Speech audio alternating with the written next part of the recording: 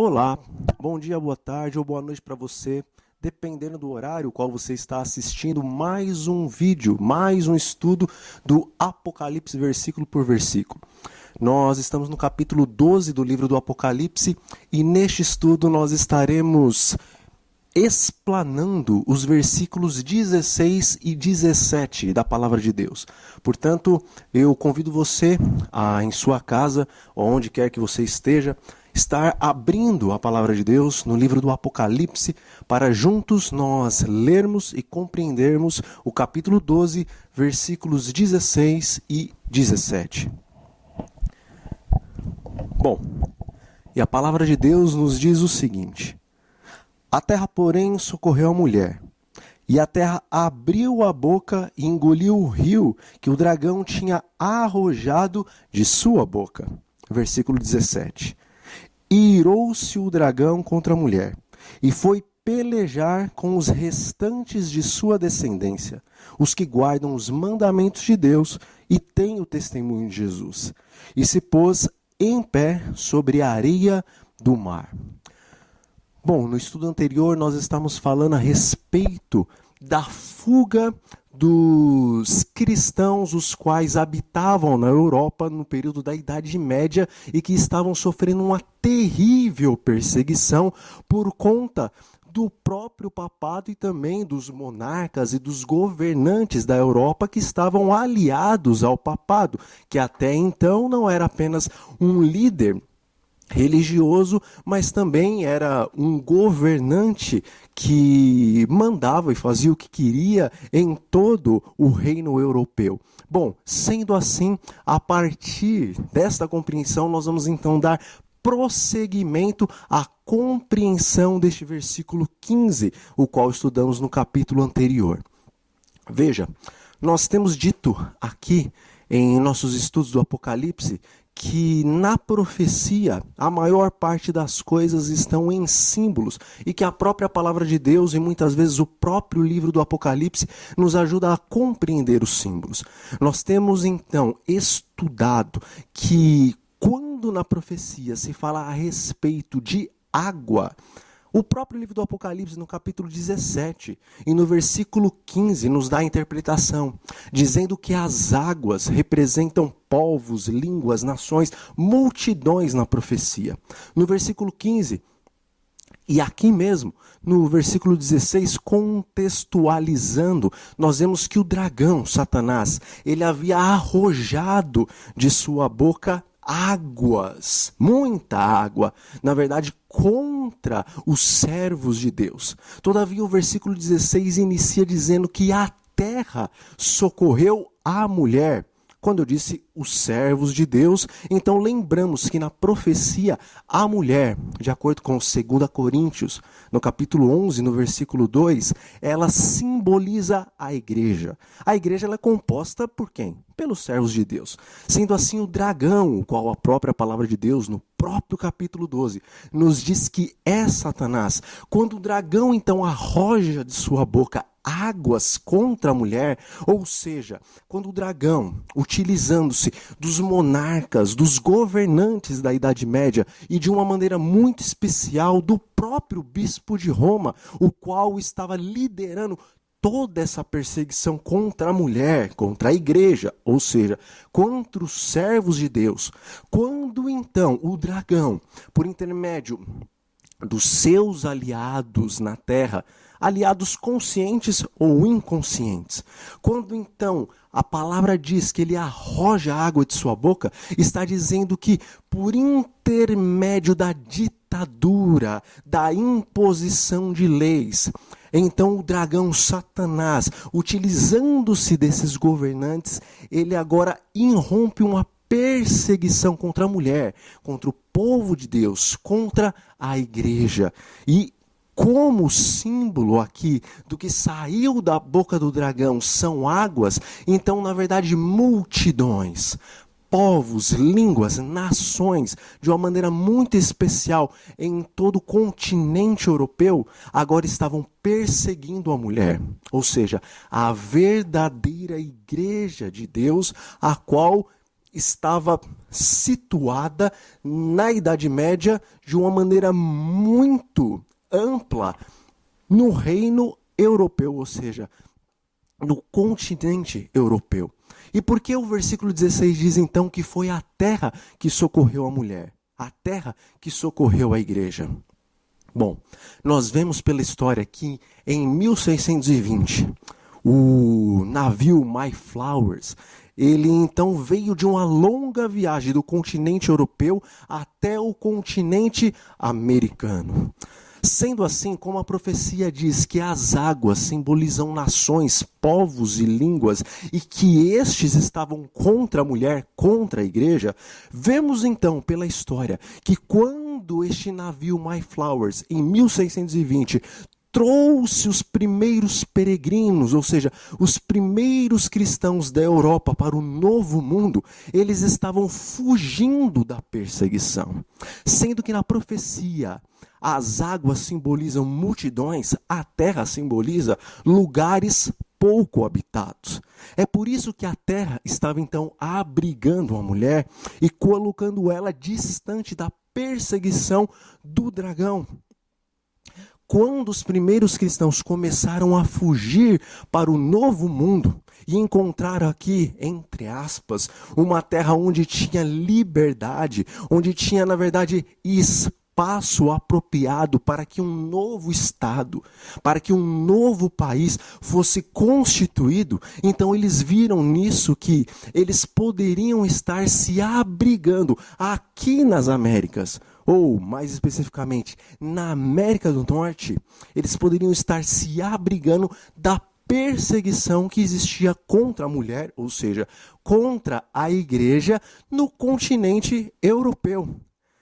Nós vemos que os Estados Unidos da América do Norte foram fundados debaixo, ou melhor, foram fundados acima da liberdade religiosa e também da liberdade de expressão, ou seja, uma democracia também, onde todos poderiam estar votando, onde todos poderiam estar dando as suas opiniões, diferentemente do que acontecia na Europa, onde a monarquia era uma espécie de uma ditadura. Aquilo que o rei falava, os seus súditos deveriam obedecer.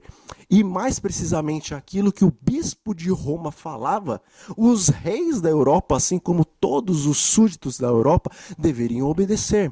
E se porventura o Papa dava as ordens de que aqueles que eram tidos como hereges, ou seja, aqueles que não aceitavam a tradição da igreja, mas sim estavam tentando ler, entender e seguir a palavra de Deus segundo os ditames de sua consciência, ou segundo os seus próprios estudos e a sua própria compreensão da palavra de Deus.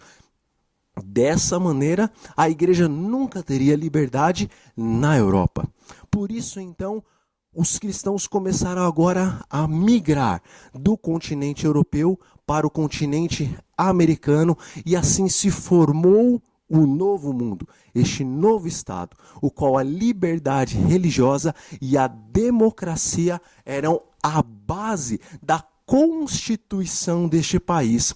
Por estes dois motivos, os quais formam este fundamento da base governamental dos Estados Unidos da América do Norte, então a perseguição não mais podia, neste momento, alcançar os cristãos, porque a terra, ou seja, o novo mundo, as Américas, estava agora impedindo que essa perseguição continuasse sobre a igreja de Deus.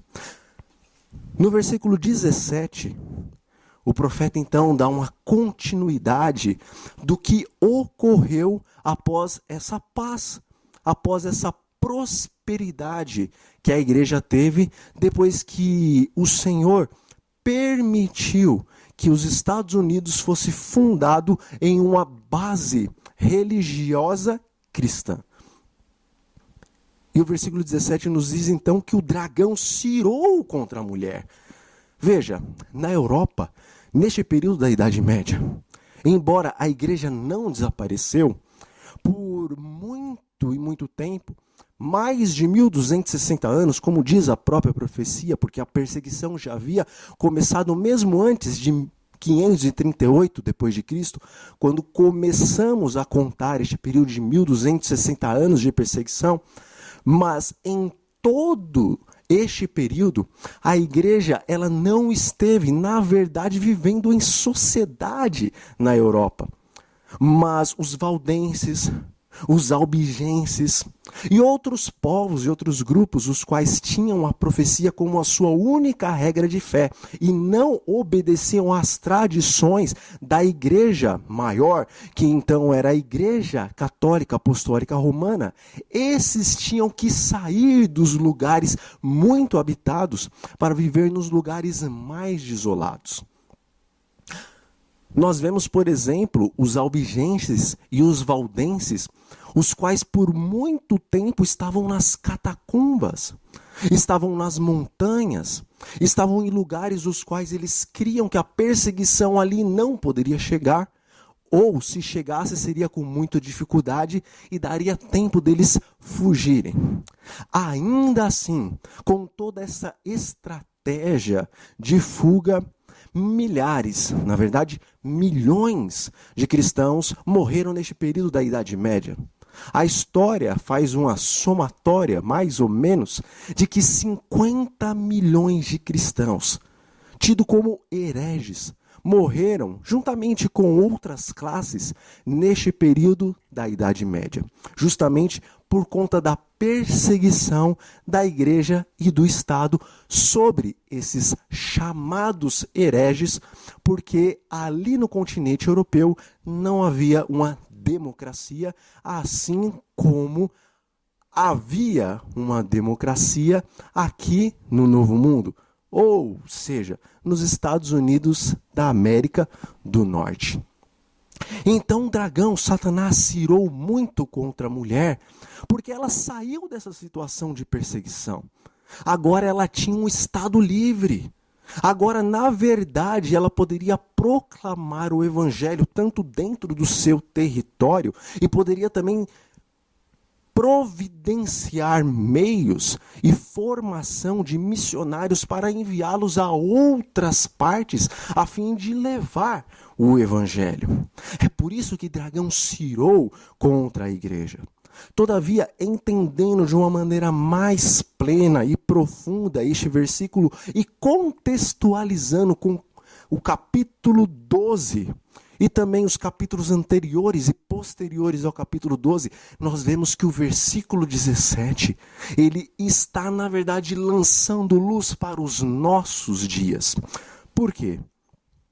Porque continuando o versículo, a palavra de Deus nos diz assim, que o dragão ele não apenas cirou contra a mulher, mas agora ele toma medidas e ele vai pelejar contra os restantes da descendência da mulher. Talvez na tradução da sua Bíblia esteja os remanescentes da mulher. Tanto os restantes como os remanescentes estão corretos.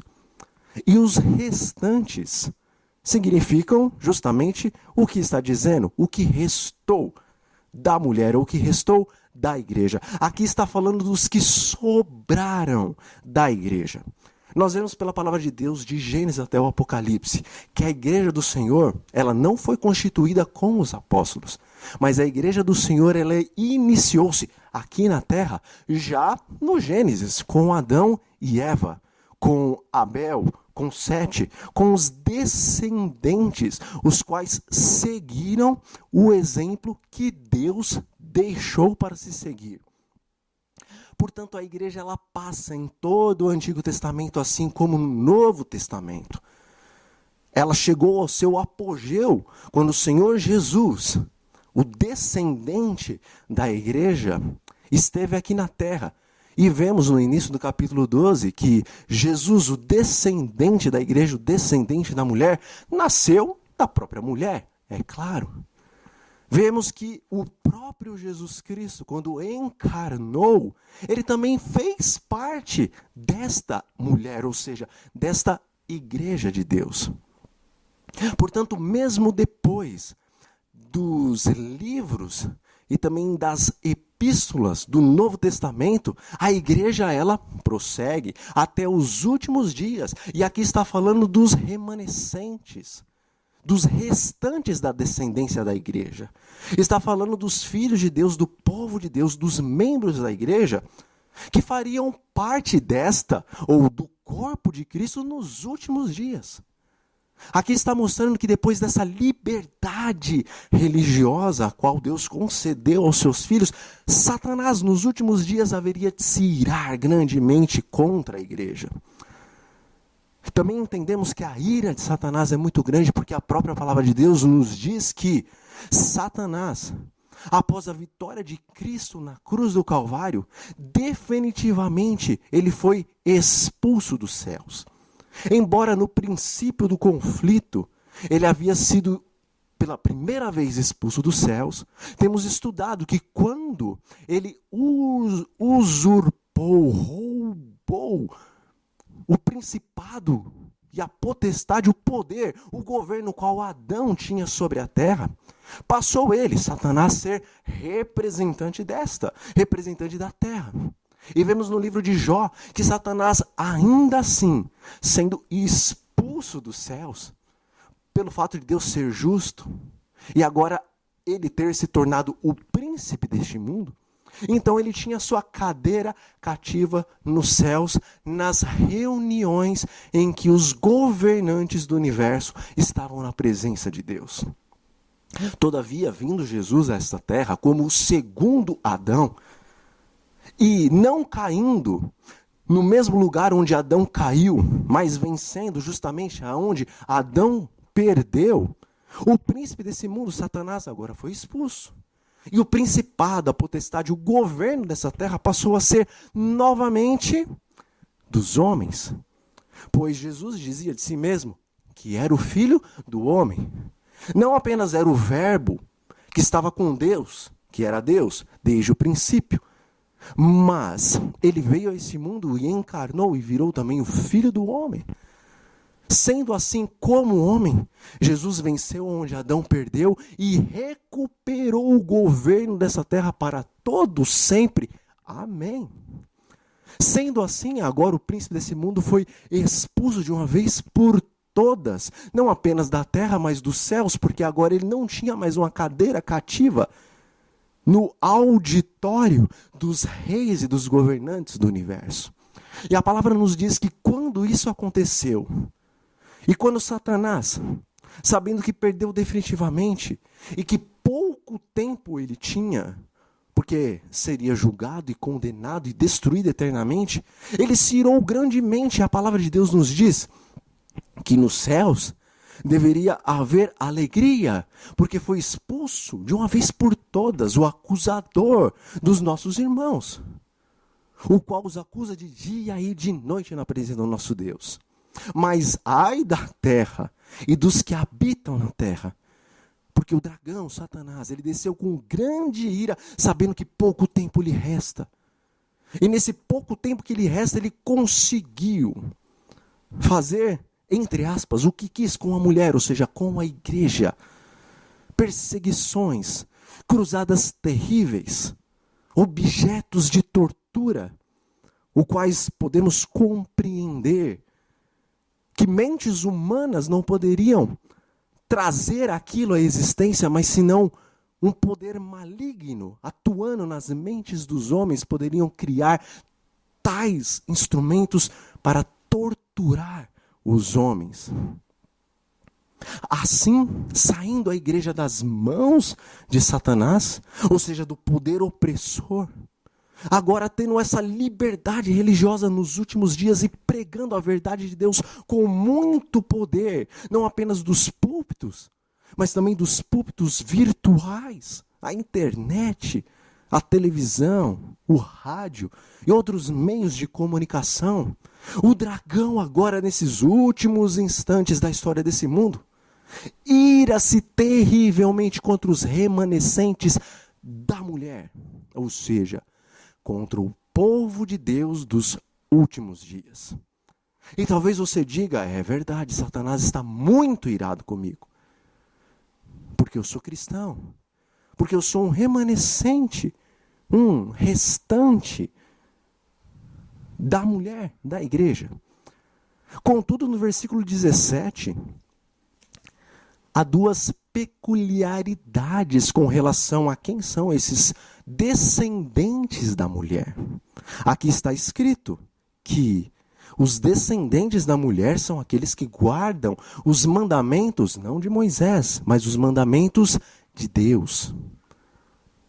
E além de guardar os mandamentos de Deus, eles também possuem o testemunho de Jesus. Meu amigo, talvez, e minha amiga, talvez você faça parte de alguma comunidade cristã, evangélica, pentecostal, carismática, católica, enfim. Talvez verdadeiramente o lugar onde você frequente é um lugar onde as pessoas adoram o Deus Criador do universo. Não adoram Shiva, não adoram Maomé, não adoram qualquer outro Deus que seja, mas sim o Senhor Deus, Jeová, Deus triuno, Pai, Filho e Espírito Santo. E Deus seja louvado por isso. Satanás, com certeza, ele está irado com você, assim como está irado comigo, assim como está irado com o mundo inteiro. Na verdade, ele está irado até com seus próprios demônios, porque nele não há amor, não há o Espírito de Deus. Então ele não pode amar ninguém, ele odeia a todos. Ele está irado com todos.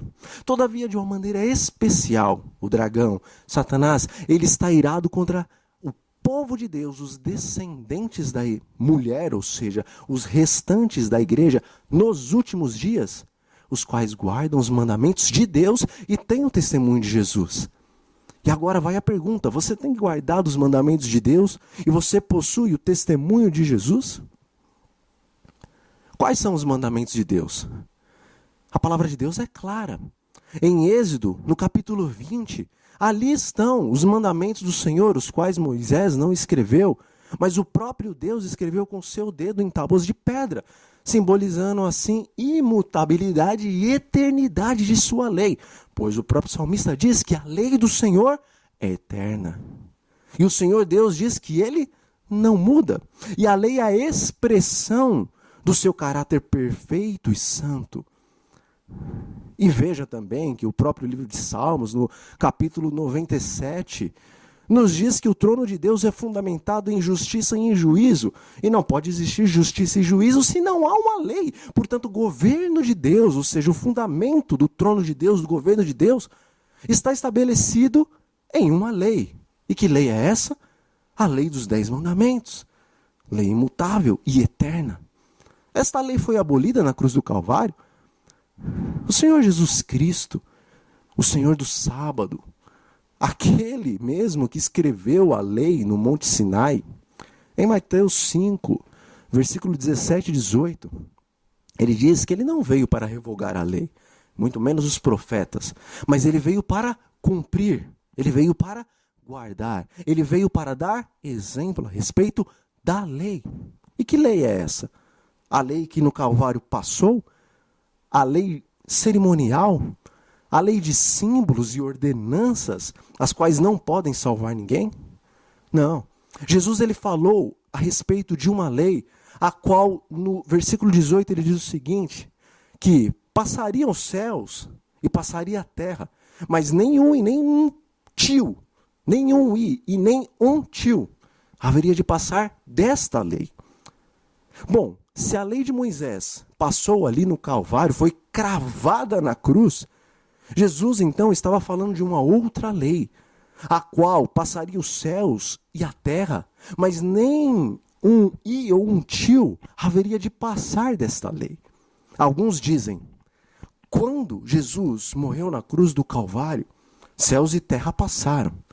Quando nós vemos em 2 Pedro, capítulo 3, versículo 10, que o apóstolo, inspirado por Deus, em santa visão, viu que o dia de Cristo, o dia de Deus, o dia da vinda do Senhor Jesus, seria o dia em que os céus e a terra passariam com um estrepitoso estrondo e os elementos da terra também seriam desfeitos.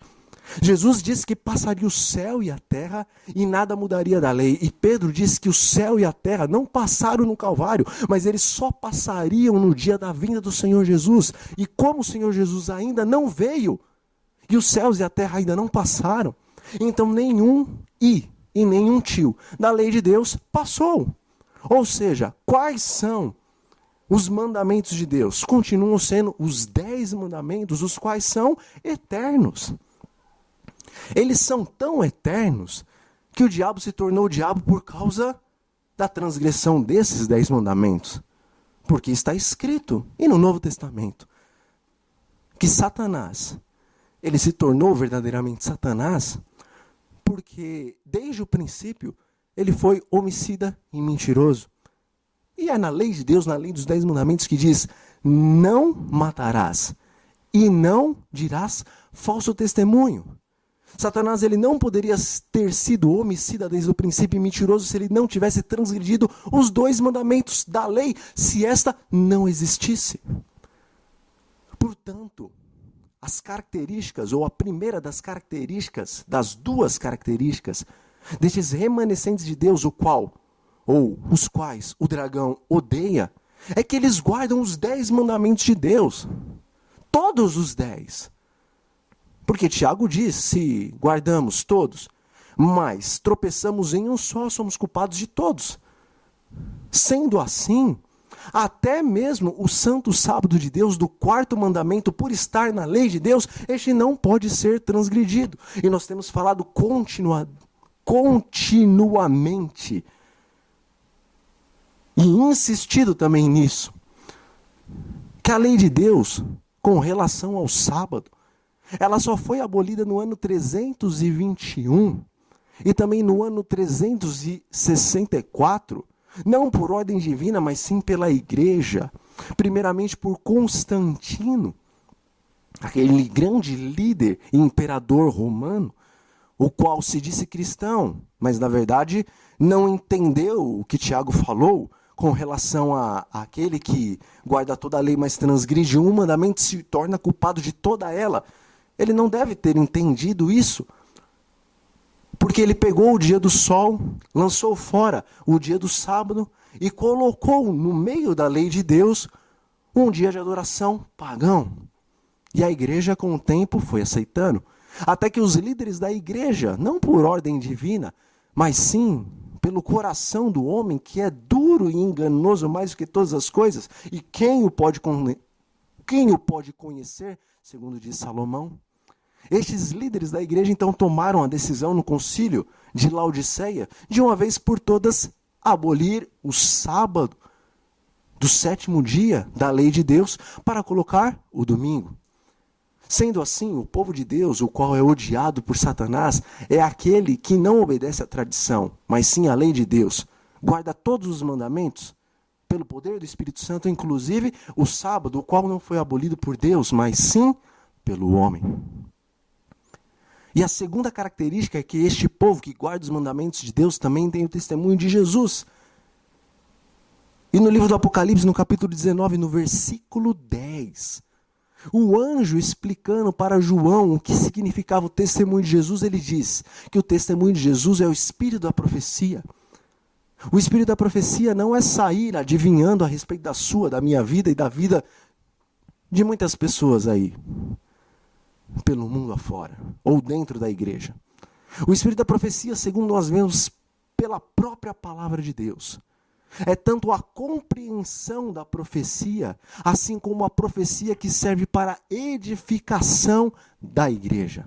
O espírito da profecia nos últimos dias é um dom que o Senhor Deus concede de compreensão profunda da palavra de Deus, assim como visões, sim, e revelações sobrenaturais com relação aos últimos dias.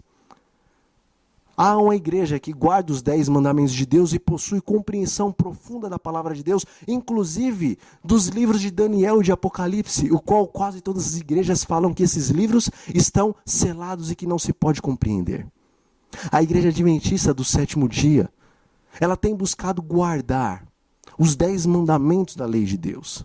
E o Senhor Deus, por intermédio do seu Espírito Santo, tem dado compreensão plena do livro de Daniel e do livro do Apocalipse, de maneira que estão sendo abertas as profundidades da palavra de Deus, que é tal como tesouro escondido, a todos os povos, a todas as nações, a todas as línguas, a todos aqueles que se assentam sobre a face da terra. O Senhor Jesus, ele diz que, na verdade, quando o evangelho do reino fosse pregado em testemunho a todas as nações, viria o fim.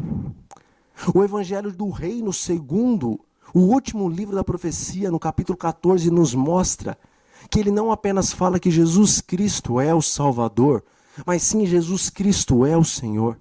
E que um julgamento no céu está em andamento, e que esse julgamento ele tem fases, e que sua última fase após o milênio é o juízo total, completo, absoluto sobre os ímpios.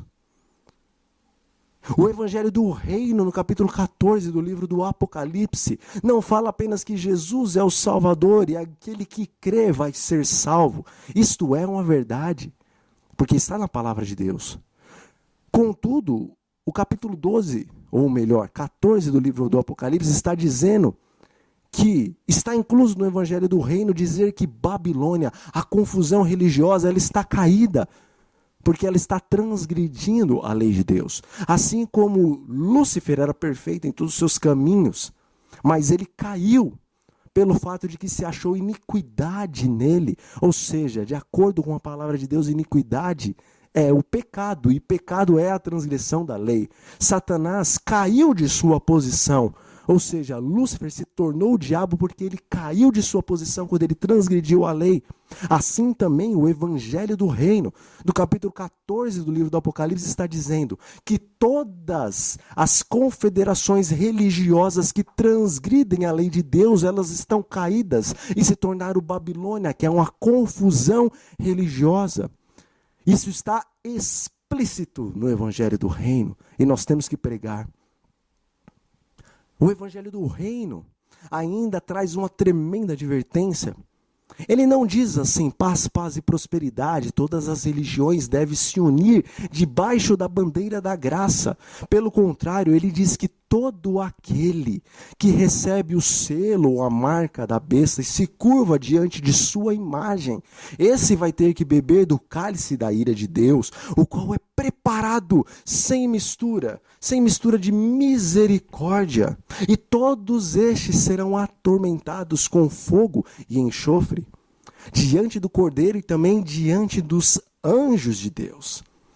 Assim como o sábado, diz a palavra de Deus, é o selo do Senhor Deus, o domingo, o dia do sol, é a marca da besta. A questão do chip, nós já explicamos em outros estudos. O Senhor Deus, ele não ia destruir pessoas por toda a eternidade por causa de um chip. É muito mais profunda essa questão da marca e do selo.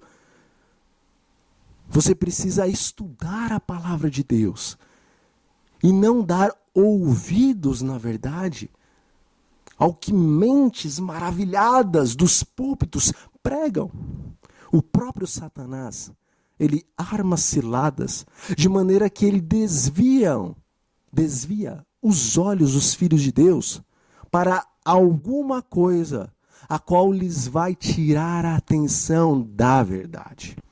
A questão do chip, ela desvia, na verdade, o teu olho e os olhos de muitos em toda a face da terra da verdadeira marca da besta, que é o dia do sol, o dia que está em contraposição com o dia de Deus, o dia do Senhor Jesus Cristo, que é o Senhor do sábado, desde agora e por toda a eternidade, pois Isaías diz que na própria nova terra e no novo céu, o sábado continuará sendo o dia sétimo de descanso, o qual toda a carne vai diante de Deus para o adorar neste dia, o qual o Senhor separou, abençoou e descansou Ele mesmo para dar exemplo às suas criaturas. Nós vamos continuar com estes temas estupendos, tremendos e profundos no próximo estudo, no próximo programa. Mas fica a pergunta para você. Se você não faz parte ainda deste povo que guarda os mandamentos de Deus e tem o testemunho de Jesus, que é o espírito da profecia, lembre-se que Jesus disse que aquele que com ele não ajunta está espalhando. Embora os líderes religiosos de Israel tinham a palavra de Deus em suas mãos e estavam à frente da igreja, ainda assim eles estavam enganados, pensando que estavam servindo a Deus, quando na verdade eles estavam prejudicando o reino de Deus. O Senhor Deus continua te fazendo um convite, meu irmão e minha irmã. A igreja adventista não é uma igreja estabelecida por membros perfeitos, porque Amós diz que haverá uma grande sacudidura e peneiramento na igreja. O Senhor nos mostra em sua palavra que tão somente restará o trigo, mas a palha e o joio será lançada fora. Os membros dessa igreja não são perfeitos, mas esta igreja, longe de ser apenas mais uma denominação cristã, entre milhões de denominações, ela é um movimento profético que nasceu na Bíblia, nas profecias de Daniel e do Apocalipse e em todas as demais profecias com relação ao povo de Deus dos últimos dias. Não estou defendendo uma placa de igreja, estou defendendo um movimento profético, o qual foi formado por batistas, por metodistas, por luteranos e por pessoas de todas as religiões, inclusive da católica, no período de 1844, quando a profecia de Daniel, no capítulo 8, versículo 14, se cumprira. Portanto, esta igreja é um movimento formado por todos os sinceros de todas as igrejas, a fim de guardar os mandamentos de Deus, a fim de receber o dom do Espírito da profecia, para explanar a profecia para o mundo inteiro, a fim de que todos os povos, línguas, nações compreendam o evangelho do reino, e desta maneira virá o fim. Eis aí o convite: sai de Babilônia, povo do Senhor. Porque o Senhor está chamando as suas ovelhas a fim de que ele tenha nesses últimos dias um só aprisco. O aprisco do Senhor, os remanescentes da profecia. Convido agora você, meu amigo e minha amiga, meu irmão e minha irmã, a fechar os olhos, se possível for, aonde quer que você esteja, para nós fazermos uma oração, elevarmos uma oração ao nosso Deus. Oremos. Senhor, nosso Deus e nosso Pai de amor, nós lhe agradecemos porque o Senhor nos concede o espírito da profecia e nos dá a compreensão das coisas grandes e ocultas, as quais estão na tua palavra, que antes não as compreendíamos. Agora, Senhor Deus, nós pedimos que o Espírito Santo seja sobre nós, a fim de nos abrir os olhos e os ouvidos para que possamos enxergar e ouvir a voz do Senhor, a nos indicar qual o correto caminho e o correto aprisco para esses últimos dias. Tire de nossos corações todo o preconceito e toda a presunção e nos ajude a compreender que o Senhor tem sobre a face da terra não um povo especial que somente ele será salvo, mas sim uma igreja profética, a qual tem uma grande missão de revelar para o mundo inteiro as verdades tremendas e profundas dos últimos dias, a fim de que não seja o homem enganado pelas manifestações poderosas do inimigo nesses últimos dias. Em nome do Senhor Jesus, nós oramos a Ti e pedimos que o Senhor nos transforme à semelhança do Senhor Jesus Cristo. Amém. Bom, foi um prazer estar mais uma vez com vocês e convido-os para que estejam comigo neste próximo, ou melhor, nos próximos estudos do Apocalipse, versículo por versículo. E até mais.